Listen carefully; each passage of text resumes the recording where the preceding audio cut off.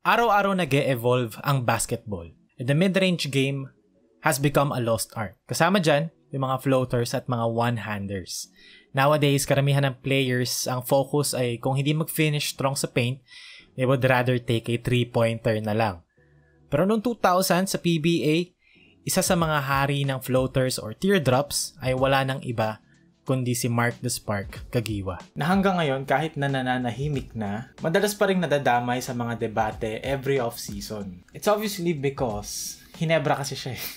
And talking about Hinebra kapag off-season brings in engagement, brings in clicks, especially kapag debate kung saan requirement mag-comment. And I understand, I am partially doing that, pero I'm coming off a place of appreciation instead. Napansin ko kasi karamihan kapag mayroong mga debate na ganito, ang laging unang instinct is pagandahan ng takes. And I am not here to do that. Instead, pag-uusapan natin yung signature teardrop shot ni Mark Kagiwa at kung anong impact ang naiwan ng specific shot na yon, especially sa mga sumunod sa kanya sa PBA.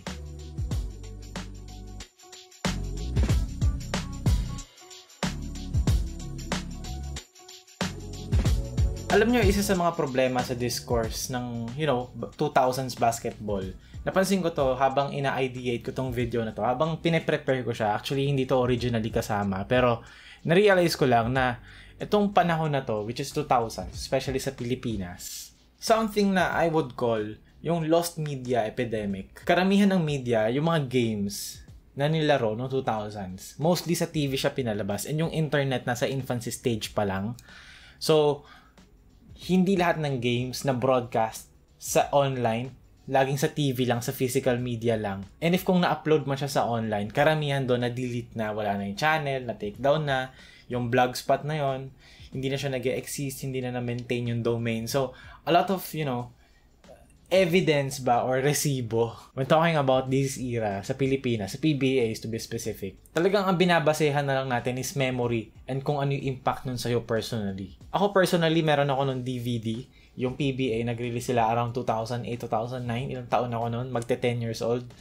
Naalala ko, kompleto ko yun noon, pero pinahiram ko kasi yung copy ko ng Hinebra versus R21 na DVD. Actually, meron ako dito nung Añejo, tsaka lumang Hinebra. And ngayon na nauuso na ulit yung pag-collect ng mga physical media, naiintindihan ko kasi ang daming, lost media na hindi mo sure kung may ipon or magsistay ba yung mga videos, photos, etc., yung mga games. So for, the 2000s era sa PBA, when talking about guys like Mark Kagiwa, James Yap, Mark Cardona, Renren Ritualo, even Kirby Raimundo, JJ Helterbrand, when talking about those players playing sa era na yon, mostly ang basehan natin is kung anong naaalala natin and yung stats na available, if available.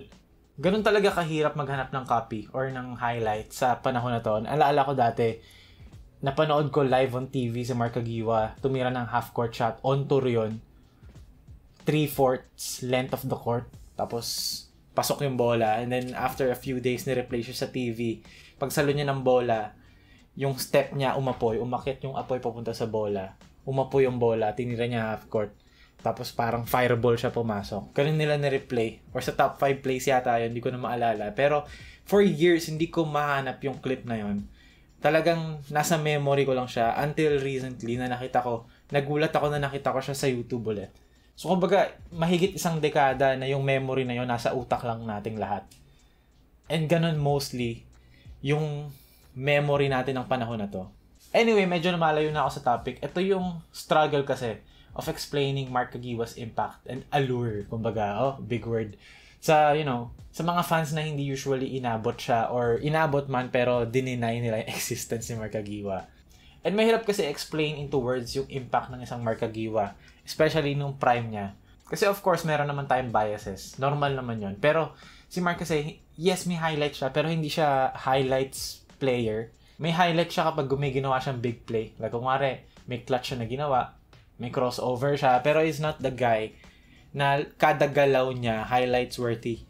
Talagang sheer scoring ang ginagawa ni Mark Kagiwa or yung ginawa niya nung panahon na yun, nung prime niya. Siya yung player na pang word of mouth talaga, yung wala yan sa lolo ko. Kasi ganito, ganyan. Wala yan sa lolo ko. Ganito si Mark Kagiwa, umupo sa ere, si Cyrus Bagay, yung mga ganong players. So enough yapping, let's talk about Mark Kagiwa and his signature teardrop shot. Simulan muna natin sa background. Pag-usapan muna natin yung prime Mark Kagiwa and kung bakit yung prime Mark Kagiwa na yun, malaking factor doon yung teardrop shot niya para mag-glue everything together.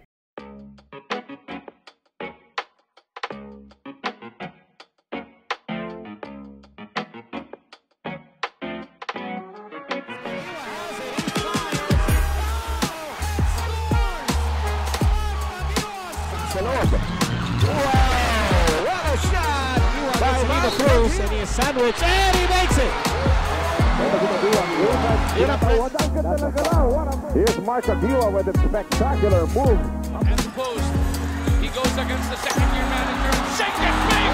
Mark Kagiwa fades away!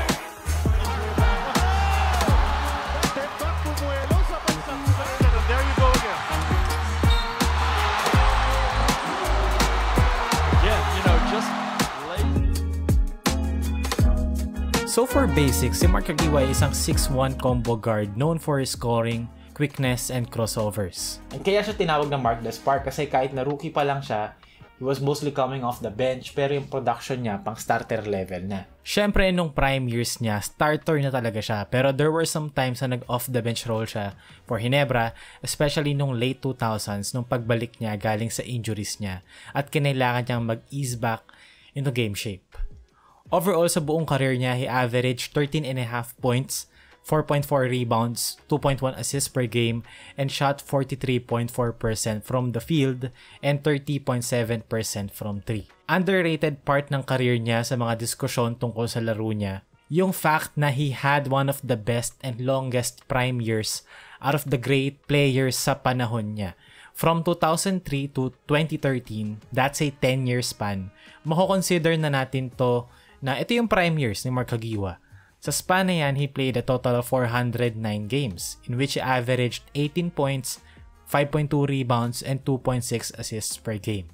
Now, sa 10-year span na yan, of course, meron pang peak sa loob niyan, which was 2004 hanggang 2008. I think many would agree naman na ito yung prime years ni Mark Kagiwa, 04 hanggang 08.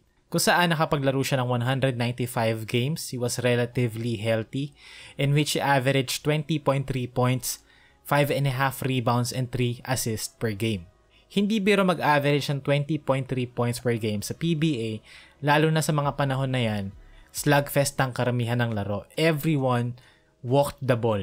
Lahat mabagal ang laro and defense ang name of the game ng panahon na yan. And actually, sa 2006 to 2007 season, 24.6 per game pa nga si Mark Kagiwa, which was his career high season average in terms of points. At higit sa lahat, fan favorite talaga si Mark Kagiwa ng Ginebra fans kasi siya yung epitome ng NSD nung panahon niya. Kumbaga siya yung spokesperson ng buong barangay nung panahon na yon. Pero kung titignan mo beyond the flashy crossovers, yung mga highlight plays, mga clutch shots, or mga interviews niya na very iconic, pinakamalaking parte ng legacy talaga ni Mark Kagiwa is yung floaters niya or yung teardrops niya. Kasi kapag na-check mo na siya sa isang bagay, sa isa pang bagay, at sa isa pang bagay, meron siya laging go-to shot na hindi mo basta-basta ma-check. Kasi isipin mo, is 6'1". Nung panahon niya, malaki na yun for a 2 guard. And he is a very, stocky guard in comparison to his matchup. So, kumbaga, hindi naman pwede lagi na bubungguin niya lang yung kalaban. And hindi rin naman siya yung tipo ng shooter that's going to hit consistently from the outside. Iba-iba pa nga yung jump shot niya kapag nasa corner, set shot kapag nasa wing, and top of the key, mataas yung talon. Hindi talaga shooting yung forte ni Mark Kagiwa. Yes, magaling din siya sa dribble pull-ups, isa yun sa mga sweet spots niya. Pero, defenses knew that also. So, yung nasa gitna between the mid-range shot and yung paint, attacking the basket, is yung floaters and yung teardrops. Yun yung counter move ng isang Mark Kagiwa. At kagaya ng sinabi ko dun sa one-hander na signature series kay James Yap na ginawa natin a few years ago, it's basically the same for Mark Kagiwa kasi itong fourth zone na to, basically para siyang bailout.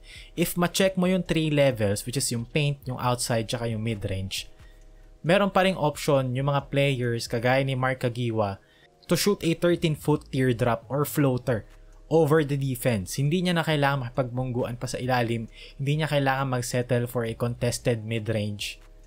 Yung gray area na yon or yung fourth zone na yon, flexible enough siya for creativity to put their own twist to it. Kaya iba-iba yung nakita natin throughout history eh. Kung si Mark Cardona, iba yung twist niya to it. Si James Yap, iba rin yung twist niya to the one-hander. Tapos si Mark Kagiwa, iba yung twist niya sa floater. At kaya nung prime ni Mark Kagiwa, sobrang unstoppable niya kasi kaya niya mag-shoot at will, score at will. Hindi niya na kailangan i-manipulate yung defense. And if ma-manipulate man niya yung defense, marami siyang area sa court na kaya niya mag-pull up and get a shot off. At isa na doon yung fourth zone na to kung saan ginawa niya majority ng mga floaters niya.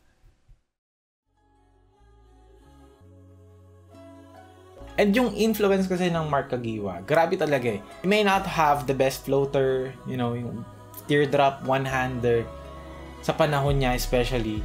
Pero he was one of the most memorable. Kasi yung kanya yung pinakamadaling, alam mo yun, i-emulate. Growing up ako, nung prime ni Mark Kagiwa, nasa elementary ako going to high school.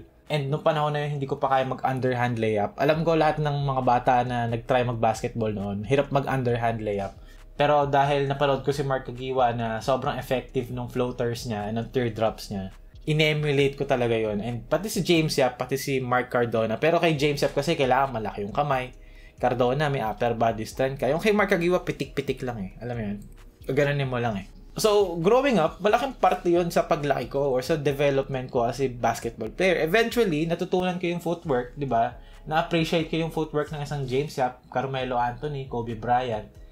Pero hindi na nawala sa DNA ko yung teardrop ni Mark Kagiwa kasi nung lumalaro ako noon at hindi pa ako ganun ka, athletically. Never naman ako naging athletically gifted.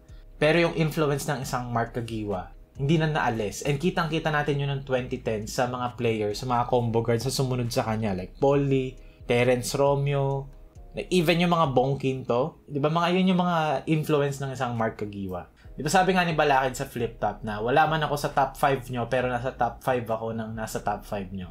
And to be honest, alam nyo, these debates, ano lang to just for fun. Like, hindi dapat natin to sobrang sineseryoso. Like, ano lang to, basketball lang. It's not that deep. If you like James Yap, you go James Yap. If you like Mark Kagiwa, you like Mark Kagiwa. Ginagawa ko tong video na to kasi gusto kong suportahan yung argumento for Mark Kagiwa kasi I feel like disrespected si Mark Kagiwa compared to other players na naglaro sa panahon niya. Just because hinebra kasi si Mark and medyo, alam naman natin si Mark nung prime niya, medyo coops naman talaga siya sa media. And there's always a case to be made na si Mark Kagiwa may pagka-underrated pa nga kasi overhated na siya masyado. Na nape-perceive na yung perception. Perceive yung perception. Basta gets yung gusto ko sabihin na yung perception sa kanya ng ibang fans or haters niya or even yung mga neutral lang. Meron na silang idea of Mark Kagiwa na hindi maganda. So, na-underrate pa yung good parts ng laro ni Mark Kagiwa kasi na-undermine. And a lot of people, di ba, mask objectivity. And a lot of people, di ba, mask it as objectivity na magpapakita ng stats kasi ganito, ganyan. Pero in reality, may bias lang sila against the guy. They just don't like the guy. And okay lang naman to admit. Yun naman yung basketball. Esensya ng basketball. We all have our own biases. May gusto ka, meron kang hindi gusto. It's okay. Kasi outside the basketball aspect din naman, Mark Kagiwa, yung personality niya very polarizing. He's a type of player na either, diba, you love him or you hate him. And the funniest part about it, the prime years niya, aware naman siya, self-aware siya, na polarizing siya. Alam niya na superstar siya and he acted like one. And that's why feeling ko maraming inis sa kanya kasi superstar yung laro niya at alam niya na superstar yung laro niya. So, umasta siya bilang superstar. But that's why 10 to 15 years later, after ng prime years niya, di ba, a lot of people na inabot siya, meron pa rin gripe or meron pa rin perception sa kanya na hindi maganda, na inis pa din sa kanya. And hindi binibigay sa kanya yung flowers niya kahit na ilang dekada na nakalipas. Kasi nandun pa rin yung puot ng damdamin na nayayabangan talaga sila kay Mark Kagiwa. And that's fine. Kasi Mark Kagiwa is the type of player that is not going to win debates over. Kasi when he was playing, he didn't need to. Wala siyang pakialam. Kasi he knew he had already won the ones that he needed to. And that's the barangay. Hindi na niya kailangang i-convince yung may mga ayaw. Siya yung player na you either love him or you hate him. And he didn't care if he did the latter.